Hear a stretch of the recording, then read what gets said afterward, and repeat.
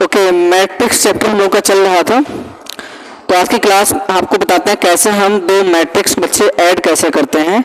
इस बात पे सब बच्चे ध्यान देंगे। तो आपका जो कॉन्सेप्ट है, ध्यान देना, कॉन्सेप्ट ये है addition of two matrix, addition of two matrix या मैट्रिसेस, दो आव्यूहों का योग, इसको हम हिंदी में बोलते हैं। आप बच्चे हिंदी में लिख लीजिए, दो आव्यूहों का योग बोला जाता है। तो let there be two matrices capital A is equal to A I J. I J बच्चे नीचे लिखेंगे। मान लीजिए इसका ऑर्डर जो है वो m क्रॉस n है and capital B is equal to B I J. दो मैट्रिक्स है, एक का ऑर्डर मान लीजिए m क्रॉस n है, दूसरे का जो ऑर्डर वो r क्रॉस s है। देन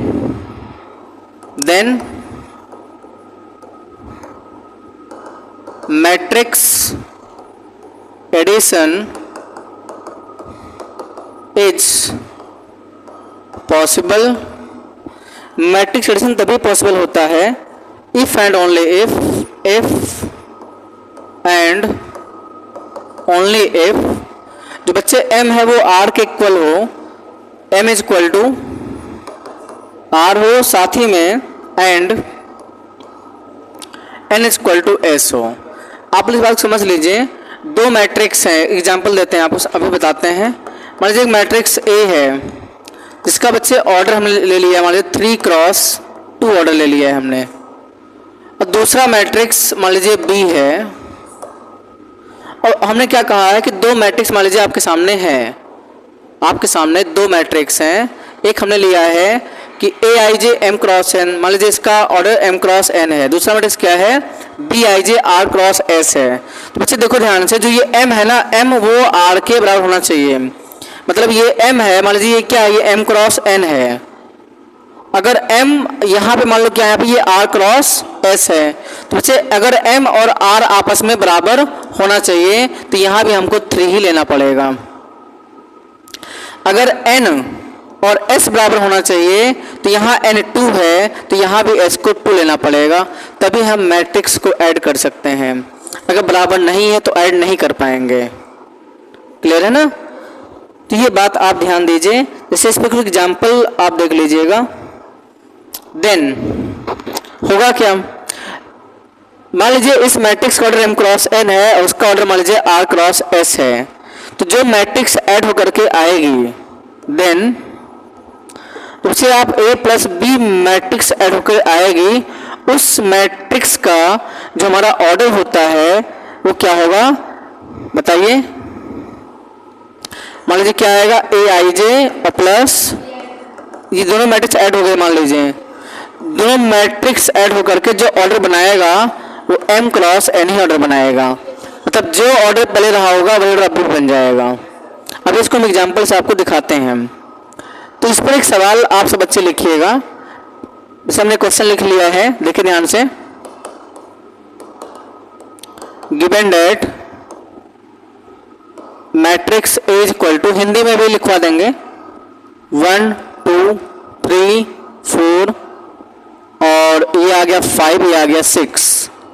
दूसरा बच्चे मैट्रिक्स जो हमारा बी इज इक्वल टू है वो -3 -2 1 5 4 और 3 है। और तीसरा जो matrix C is equal to है वो -2 0 4 और -1 और 9 और 9 है। और आपसे कह रहे हैं कि फाइंड करना है आप लोगों को a प्लस बी माइनस का सी, a प्लस बी माइनस का सी, ये आपको फाइंड आउट करना है।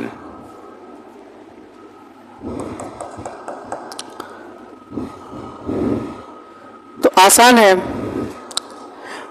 हाँ, सब बच्चे सीधा हिंदी लिख लीजिए, जो हिंदी से मैंने लिखाया नहीं, इसकी हिंदी लिख लीजिए। माना दो आव्यूह कैपिटल ए बराबर A I J M cross N और कैपिटल बी बराबर B I J R cross S. लिख लीजिए, लिखिए हेडिंग, क्या लिखेंगे, हेडिंग क्या लिखेंगे आप, दो आव्यूहों का योग, ये हेडिंग है। फिर लिखिए माना दो आव्यूह कैपिटल ए बराबर A I J M cross N और कैपिटल बी बराबर B I J R cross S. तो आव्यूहों का जोड़ संभव तभी होगा, तो आव्यूहों का जोड़ संभव तभी होगा यदि और केवल यदि और केवल यदि m बराबर स्मॉल r, लिखा है ना, बोर्ड पे लिखा हुआ है, m बराबर r और बच्चे n बराबर s। ठीक, अब आपके सामने एक सवाल लिखा हुआ है, ध्यान दीजिए। अब आपके सामने एक सवाल यहाँ पे लिखा हुआ है, ऐसे एग्जाम्पल बना के लिख लीजिए। इस सवाल पे बात कर लेते हैं। तो आप सीधी सीधी लिख लीजिए भाई, बच्चे a प्लस बी माइनस सी। लिखो मैट्रिक्स A 1 2 3 4 5 6। लिखो बच्चे मैट्रिक्स B लिखो 2 0 4 -1 9 9। ये 9 बटा 9 है ये। फिर माइनस का मैट्रिक्स C लिखिए, सॉरी गलत लिख दिया मैंने, बी लिखना पहले लिखना चाहिए था, यहाँ बी लिखिए भाई, ये बी है ना, बी लिखिए पहले। तो -3 -2 1 5 4 3 में से ये सी को करना है माइनस, तो सी लिख लेंगे आप, तो आएगा -2 0 4 -1 और 9 और 9 कर दीजिए भाई। चाहो तो एक साथ घटा सकते हैं, तो बच्चे संगत संगत एलिमेंट को घटाते हैं, जोड़ दीजिए। देखो ये जो पहला आप देख रहे हैं, ये पहला स्तंभ है, पहला कॉलम पहले कॉलम में जुड़ेगा और फिर इसको आपस में घटा देंगे। जैसे हमने ये कहा कि बच्चे 1 -3 में जुड़ जाएगा और जो आएगा उसमें से ये घटा देना है। जोड़ लीजिए 1 प्लस -3 और माइनस का क्या 2, ठीक है ना भाई। 1 -3 जोड़ेंगे और बेटा -2 घटा देंगे। फिर ऐसे क्या करेंगे आप 2 प्लस -2 ये और माइनस का 0। ऐसे करिए तीसरे में 3 + 1 माइनस का 4 करिए। यहाँ पे चौथे में ये बच्चे 4 जुड़ जाएगा, 5 जुड़ेगा और माइनस से घट जाएगा, तो 4 + 5 और माइनस का -1। फिर 5 + 4 और माइनस का क्या 9, 5 + 4 माइनस का 9। फिर बच्चे क्या आएगा 6 + 3 और माइनस का क्या 9 आ जाएगा। अब सबको एक साथ सॉल्व कर लीजिए भाई। देखिए आंसर थोड़ा गौर करेंगे। देखो ये कितना है, ये आएगा -2 और बच्चे ये आ जाएगा +2, तो कितना आ जाएगा ये 0। देखो 1 - 3 -2 -2 0 आ गया। 2 - 2 क्या आ गया 0। फिर 3 + 1 - 4 क्या आ गया 0। फिर ध्यान देंगे 5 + 4 9 और -+1 कितना आ गया ये 10। कितना आ जाएगा ये 0, कब कट जाएगा ये भी आ जाएगा 0, ये भी आ जाएगा 0। 6 3 9 -9 हो गया 0 आ जाएगा।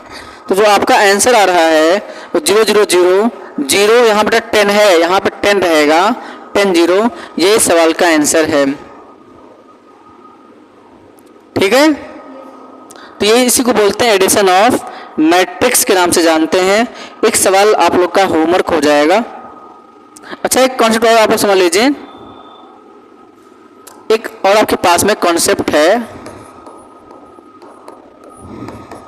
वो ये है multiplication by a constant to a matrix.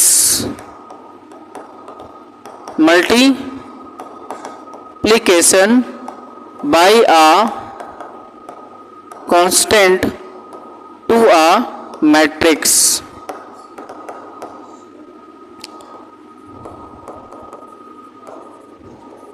आव्यूह में एक नियत चर से या नियत संख्या से या नियतांक से गुणा करना, नियतांक से गुणा, ऐसे हेडिंग लगा लीजिए आप लोग, ठीक है। तो बच्चे इसका नियम ये कहता है, ध्यान देना,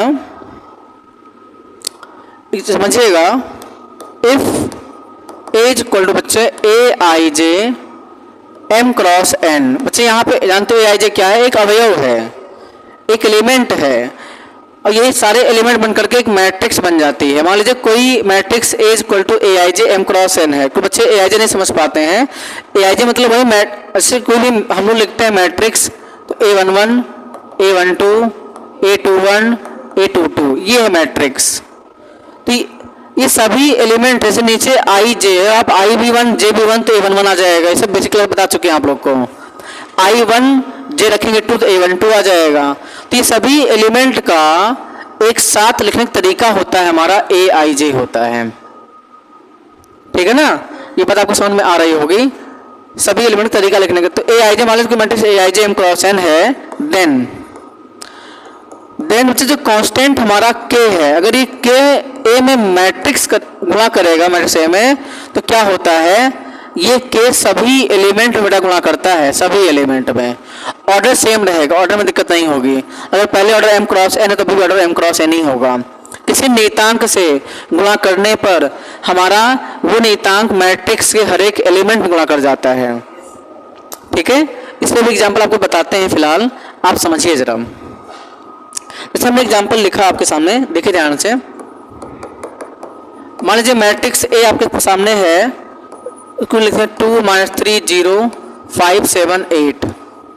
बच्चे हमने कहा देन बताओ 8A कितना होगा, तो कुछ ही करेंगे, तो यहाँ लिखेंगे 8A। तो बच्चे सभी अवयव में, सभी में 8 का गुणा कर देंगे, सभी में कर देंगे गुणा। 8 दूनी 16, 8 3 24, -24 0, 8 5 40, 8 7 56, 8 8 64। बस ये आंसर हो गया।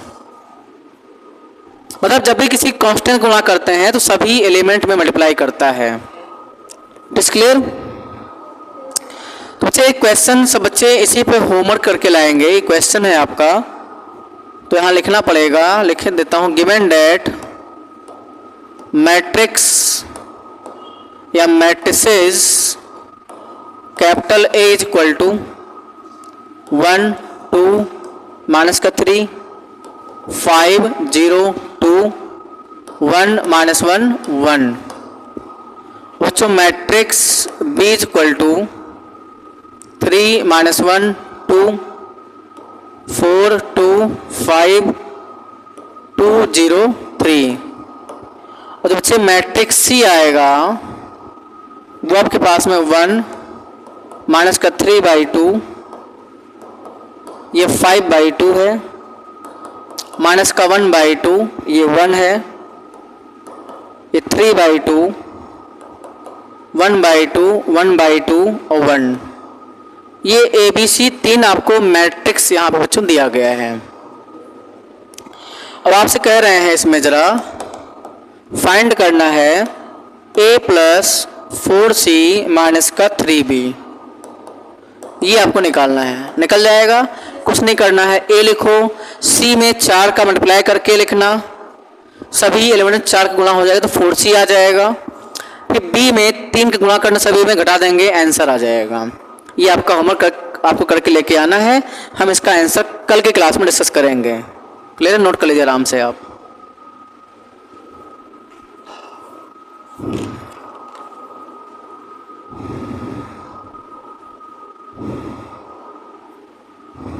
ठीक है। अब बच्चों नेक्स्ट जो आपका कॉन्सेप्ट है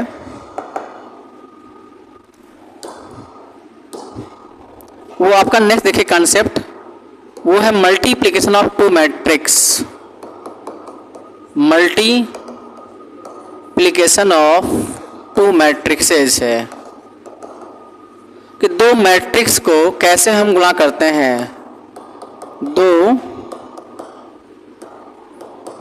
अवयवों का गुणा।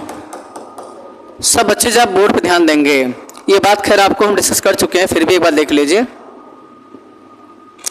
जैसे मान लीजिए आपके पास बच्चे एक मैट्रिक्स है ए आई जे जिसका ऑर्डर एम क्रॉस एन का है। दूसरा मैट्रिक्स बी है बच्चों, जो बी आई जे है जिसका ऑर्डर मान लीजिए आर क्रॉस एन है, आर क्रॉस एस है। देन मल्टीप्लीकेशन ए बी जो लिखेंगे इज पॉसिबल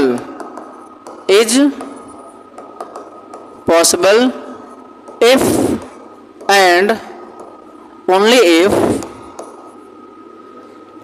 ध्यान देंगे कि फर्स्ट मैट्रिक्स, देखिए ये क्या होते हैं ये बच्चे, जो एम है ये क्या है, ये आपका रो है, ये एन क्या है, ये कॉलम है। ये बच्चे आर क्या है, ये रो है, और एस क्या है बच्चों, ये कॉलम है। तो फर्स्ट मैट्रिक्स के number of column second matrix के नंबर ऑफ कॉलम के इक्वल हों। क्या बताया था हम, दो मैट्रिक्स का मल्टीप्लिकेशन तभी पॉसिबल होता है, ध्यान देंगे आप,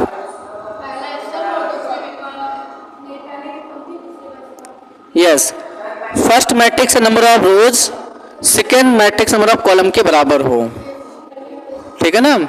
तो ध्यान देंगे तभी पॉसिबल है if and only if first matrix के नंबर ऑफ रोज बच्चे m और सेकेंड मैट्रिक्स के नंबर ऑफ कॉलम के बराबर हो।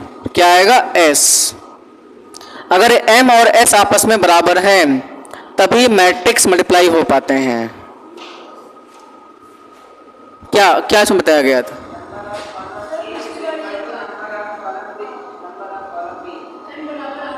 ठीक है, एक बार चेक कर लेते हैं। हाँ रुको बता रहे हैं, एक मिनट। हाँ ये गलत बताया है, फर्स्ट मैट्रिक्स का कॉलम सेकेंड मैट्रिक्स से रो के बराबर हो, ठीक है ना। हाँ थोड़ा देख लीजिए, चीज़ें कभी चीज़ें कंफ्यूज कर जाती हैं, लेकिन आपको कंफ्यूज बिल्कुल नहीं होना है। वो तो भी एग्जाम्पल जब हम लोग मल्टीप्लाई करना शुरू करेंगे तो चल जाता है पता कि हाँ गलत कर रहे हैं सही कर रहे हैं हम, ठीक है ना। आपको बता दें कि दो, मान लीजिए पहले matrix A is equal to A I J M cross N है और दूसरी मैट्रिक्स जो B I J R cross S है। अगर दोनों मैट्रिक्स को मल्टीप्लाई करना है, मान लीजिए ए बी, तो क्या है, A I J M cross N multiply B I J R cross S. तो बच्चे इस मैट्रिक्स का रोज एन इस मैट्रिक्स के कॉलम के बराबर हो, इसका कॉलम इसके रो के बराबर होना चाहिए, ठीक है ना। ये क्या है, ये आपका है कॉलम, इसको हम हिंदी में बोलते हैं स्तंभ। बच्चे ये क्या है, ये है रो, ये आपके पास में रो है, इसको हम पंक्ति बोलते हैं। अगर दो मैट्रिक्स आपस में मल्टीप्लाई हो रही है तो पहली मैट्रिक्स के स्तंभों की संख्या दूसरी मैट्रिक्स के पंक्तियों की संख्या के बराबर होनी चाहिए। मतलब number of columns in first matrix equal to number of rows in second matrix, ये बराबर होना चाहिए। यहाँ लिख देंगे number of columns in first matrix equal to number of rows in second matrix, ये बराबर होना चाहिए। इसे एग्जाम्पल आपको बता देते हैं। एंड ऑर्डर ऑफ जो मैट्रिक्स ए बी बनेगा बच्चों, जो बचा हुआ क्या, जैसे हमने एन और आर का यूज कर लिया है, बचा क्या है, एम बचा है और एस बचा है, तो वही इस मैट्रिक्स का क्या होगा, ऑर्डर हो जाएगा। तो ए बी मैट्रिक्स का जो हमारा ऑर्डर बनेगा, जो बचा हुआ पार्ट एम और एस है, तो यहाँ पे एम क्रॉस एस इसका ऑर्डर बन जाएगा भाई, ठीक है ना, एम क्रॉस एस। अब वो भी क्वेश्चन के थ्रू आपको डिस्कस करते हैं फिलहाल।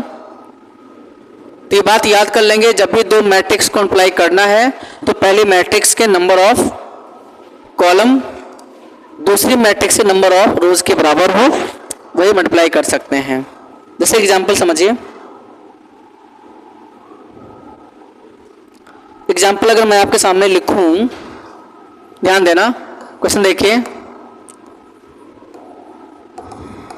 If matrix A is equal to 0 1 2 1 2 3 2 3 4 ये लिखा है।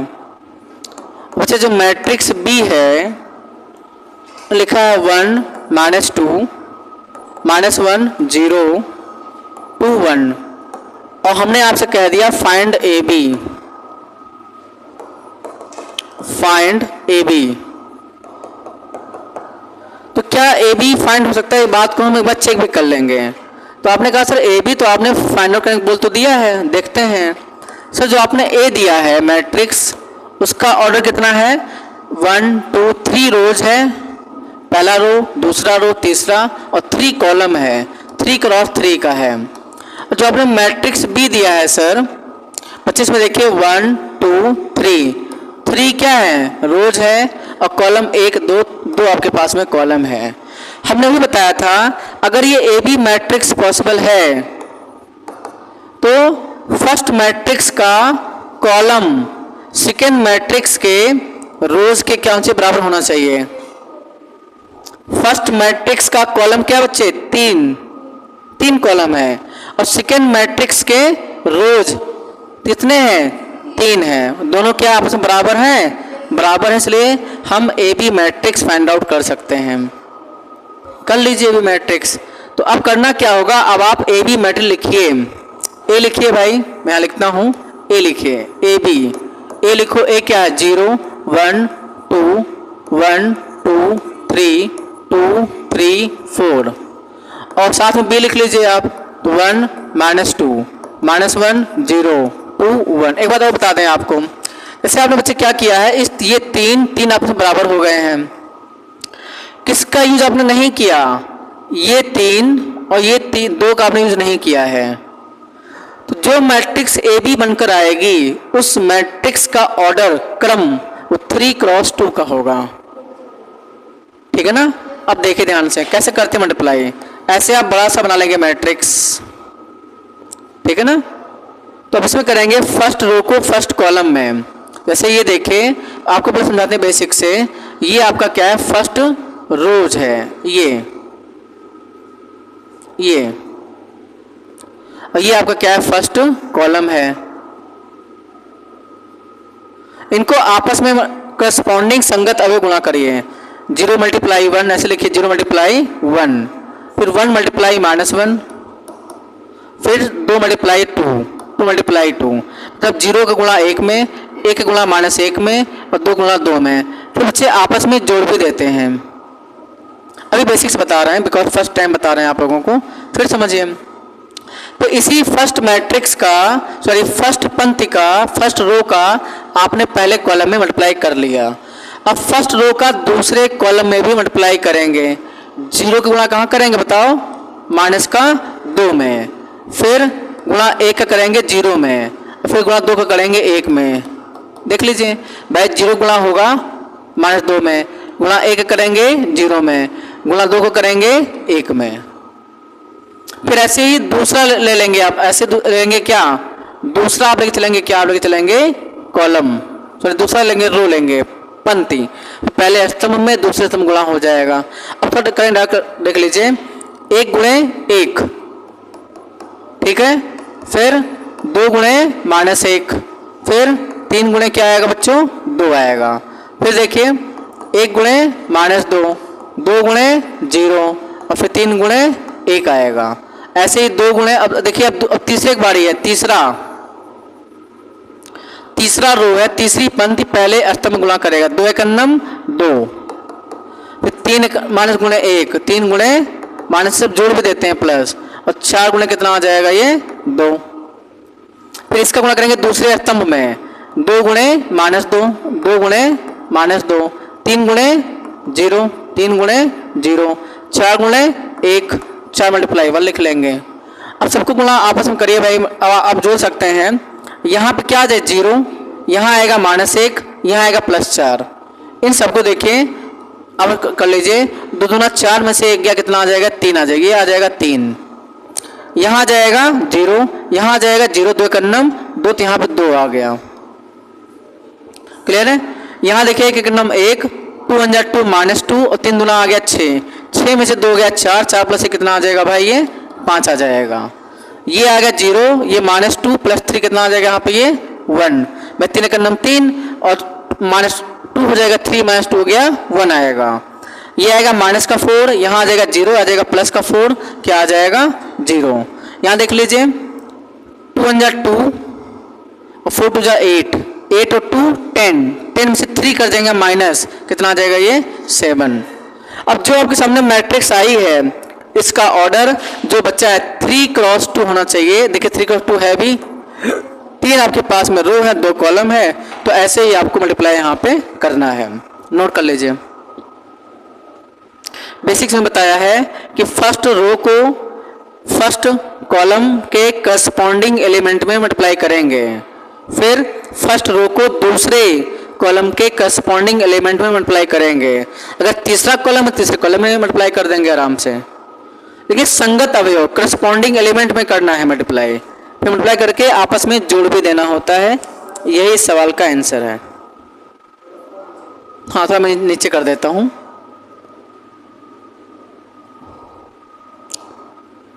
फटाफट नोट करिए इसको।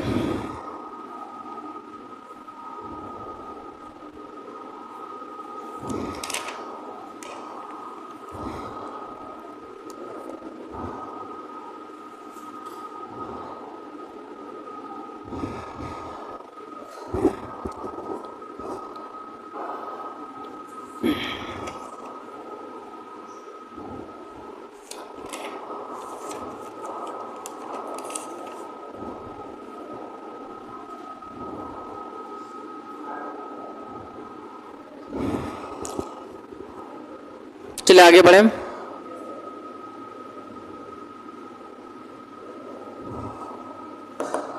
जी क्वेश्चन लिखिएगा आप लोग।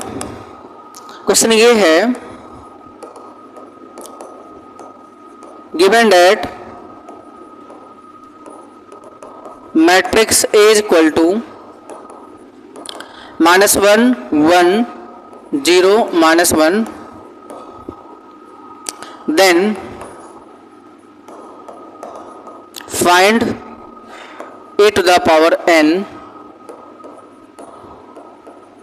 where n is positive integer and also find a to the power 20। Hindi में सवाल इसको लिख लीजिए, मैं बोल देता हूँ। लिखिए भाई, दिया है आप भी A बराबर, अब इसको नोट बाद में कर लीजिएगा मल्टीप्लिकेशन। दिया है आप भी A बराबर -1 1 0 -1, तो A की पावर n ज्ञात कीजिए। A की पावर n ज्ञात कीजिए जहां n एक धनात्मक पूर्णांक है। n is a positive integer.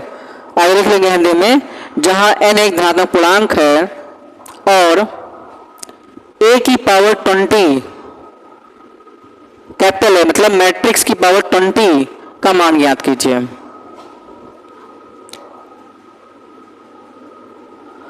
अब अच्छी सवाल बेसिक सवाल है। अब जाहिर सी बात है इसे A की पावर n निकालना है।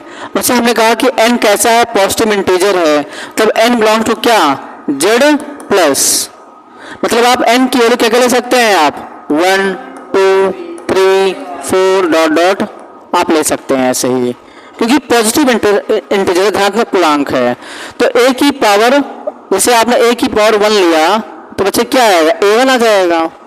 भाई n ले लो 1, इसी में ले लो 1, तो A1 आएगा। तो A1 आपको दिया ही गया है, A1 मतलब A। A1 मीन्स क्या बच्चों, A1 मीन्स A। A1 मतलब होता है 8। A आपको दिया गया सवाल में -1 1 0 और -1, ये आपको दिया गया है। अब n ले लीजिए 2 ले लेंगे तो क्या आ जाएगा, ये A2 दिया है तो नहीं, तो क्या करेंगे A इंटू A कर लेंगे A2 के लिए। तो A लिख लो, A आपके पास में -1 1 0 और -1, और फिर ए लिखिए इस वाले का ए, -1 0 1 और -1, और गुणा कर लीजिए इसको आपस में आप लोग गुणा करिए। तो मैं सर ठीक है मैं गुणा करता हूँ। बच्चे पहला ये आपके पास में क्या है, पहली पंक्ति है, फर्स्ट रो, तो फर्स्ट कॉलम में आपस में गुणा करेगा। ये पहला आपके पास में कॉलम है, इसे गुणा कर लीजिए। तो -1 गुणे -1 माइनस प्लस 1 आएगा, और 1 गुणे 0 0 आएगा, मत लिखिए। फिर इसी गुणा के दूसरे में -1 गुणे -1 -1, 1 गुणे -1 तो -1 आ जाएगा, जोड़ देते हैं। 0 गुणे -1 0, 1 गुणे 0 ही आएगा, 0 गुणे 1 0, माइनस गुणे -1 क्या आएगा, +1 आएगा। कुल मिला के हमारे पास में क्या आ चुका है, ये 1, ये आ गया -2, ये आ गया 0, ये आ गया हमारा 1। क्लियर है? तो a हमारा ये है, a स्क्वायर बच्चे हमारे पास में ये है। ऐसे तुम निकाल दो, a क्यूब निकाल लो भाई बच्चे। a क्यूब a की पावर 3 मीन्स आप जानते हैं a स्क्वायर इंटू a होता है। तो a स्क्वायर अभी आप निकाल चुके हैं, 1 -2 0 1 इंटू a रख लो। a की वैल्यू आपको सवाल में दिया गया है -1 1 0 और -1, निकालिए भाई। बस जिसको मैट्रिक्स का गुणा करना आता है वो आसानी से सवाल को कर सकता है, निकालिए। तो बच्चे आएगा -1 गुणे -1 आएगा -1 ऑफ 0, यहाँ पे -1 आने वाला है। फिर 1 गुणे 1 तो 1 और माइनस +2 तो आएगा कितना आएगा, ये 3 आएगा, बोलो। फिर 0 गुणे -1 0 और फिर यहाँ 0 ही आ जाएगा, 0 गुणे 1 0, 1 इंटू माइनस यहाँ आ जाएगा -1। तो ये हमारा आ चुका है, a क्यूब आ चुका है। एक और निकाल लीजिए, a की पावर 4 निकाल लीजिए आप लोग, a की पावर 4 तो बेटा क्या आएगा, a क्यूब इंटू a आएगा। तो a क्यूब रखो वैल्यू -1 3 0 -1, और a रखो, a की वैल्यू आपको दिया गया सवाल में -1 1 और 0 -1। क्लियर है सभी को? अब इसको आपस में गुणा करिए भाई, आपस अभी नोट करिएगा, पहले समझिए, इसको गुणा करिए आपस में।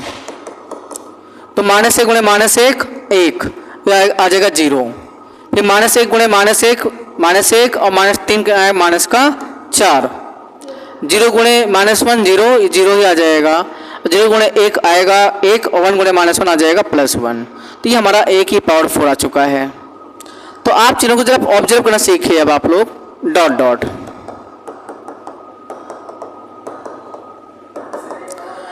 चीज़ों को जरा ऑब्जर्व समझिए। आपने कहा सर जब मेरा a की पावर 1 था, देखिए ध्यान से, a की पावर 1 में -1, a की पावर -1 1 0 -1 आया। a की पावर 2 में हम कहेंगे तो ये देखो ये सब चीज़ें पॉजिटिव हो गई हैं। ये चीज़ें कैसी हो गई, पॉजिटिव। बस यही एक हो चुका है -2। a की पावर 3 में ये सब चीज़ें हो गई नेगेटिव, मतलब ऑड पर नेगेटिव हो जा रहा है। देखो ऑड पर हो जा नेगेटिव हो जा रहा है, 0 फिक्स है। जैसे से नेगेटिव थी नेगेटिव हो गया, और यहाँ जो a की पावर 2 में -2 भी आ जाएगा, +3 आ जाएगा। ऐसे a की पावर 4 में ऑब्जर्व, चीज़ों को ऑब्जर्व करना सीखे। a की पावर 4 में ये चीज़ें पॉजिटिव हो गई, लेकिन ये नेगेटिव हो गया -4। अगर कोई कहेगा सर एक काम करिएगा a की पावर 5 निकालिए, तो मैं निकालता हूँ। a की देखो जब मेरा ऑड पावर है, ऑड पावर, जैसे a की पावर 1 में ये डायगोनल वाली चीज़ें, जो डायगोनल वो नेगेटिव है, -1 -1। देखो ऑड में a की पावर 3 में देखो -1 -1। बच्चे a की पावर 5 में भी -1 -1 ही आने वाला है, यहाँ 0 फिक्स रहेगा। ऑड में यहाँ चीज़ें प्लस में, जैसे a1 देखो तो a1 यहाँ देखो बच्चे क्या है, +1 है। जो पावर वही वैल्यू, a की पावर 2 है तो यहाँ पे -2 में आ जा रही है, a की पावर 3 में यहाँ वैल्यू +3 आ जा रही है। जो पावर वही वैल्यू, लेकिन इवन में नेगेटिव आ जा रही है। a की पावर 4 तो -4, a की पावर 5 तो बोलो +5 आएगा। सेम ऐसे ही डॉट डॉट। जो बच्चे a की पावर n की हम लोग बात करेंगे, बात समझो ध्यान से, a की पावर n, तो यहाँ तो n तो पता नहीं कि n कैसा है, n पॉजिटिव है कि नेगेटिव है, हमें इसके बारे में जानकारी नहीं है। जब जानकारी नहीं है तो बच्चे हम क्या करेंगे, ध्यान देना, यहाँ ध्यान दो, इस -1 को ध्यान दो इधर, इस -1 को जनरलाइज कर देंगे क्योंकि इसके बारे में पता नहीं है।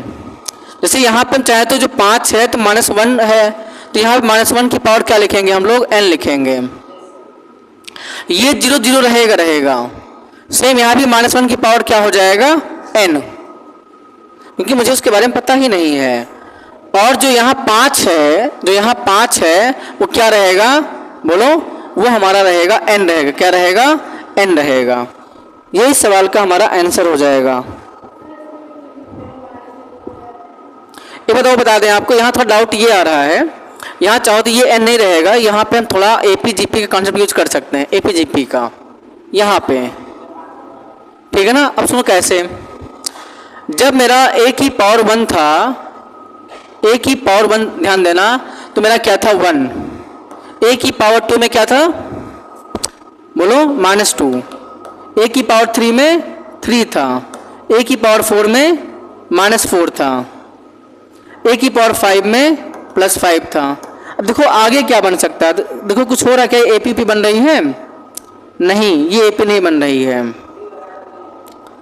ना AP बन रही है, ना ही ये GP बन रही है। तो ये बन क्या रही है, ये एक स्पेशल सीरीज बन रही है। क्या बन रही है, स्पेशल सीरीज बन रही है। क्लास 11 आपने पढ़ा होगा।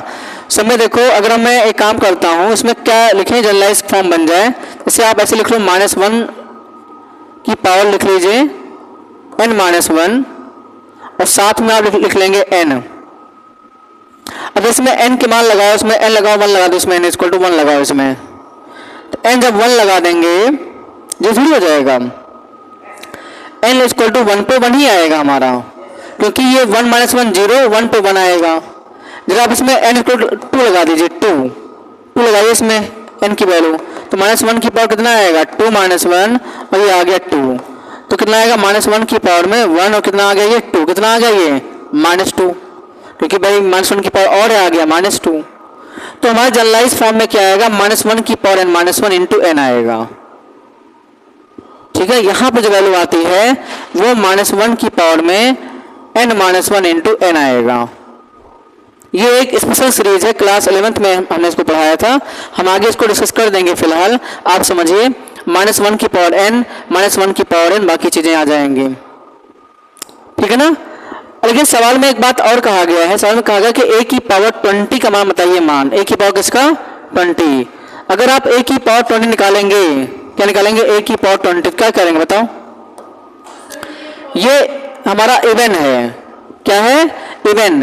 तो बच्चे इवन पे डायगोनल चलिए पॉजिटिव हो जाती हैं, तो एक काम करो, अगर ये आ चुका है, मान लो ये आ चुका है, तो इसी में क्या करो, इसी में n रख दो, 20 रख दो, इसी में n 20 रखो इसी में।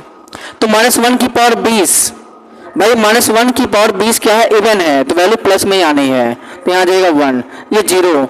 -1 की पावर 20, वैल्यू आ जाएगी 1, यहाँ रखिए, यहाँ n रखिए 20, तो 20 और -1, देखो भाई -1 की पावर बच्चे n-1 है, n है भाई, इसी में लगा दो n 20, तो -1 की पावर क्या आएगा, 20 - 1 इंटू आ जाएगा 20, तो -1 की पावर क्या आएगा, 19, और आ जाएगा 20।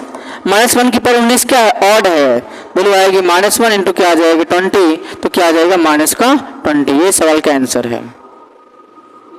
क्लियर है। तो क्लास यहीं क्लोज करते हैं, बाकी जिसको नहीं समझ में आ गया सवाल को हम फिर से डिस्कस कर देंगे एक बार, तो आपको चीज़ें अच्छी समझ में आ जाएंगी। इसको आप नोट कर लीजिए, अच्छे से नोट कर लो बढ़िया से।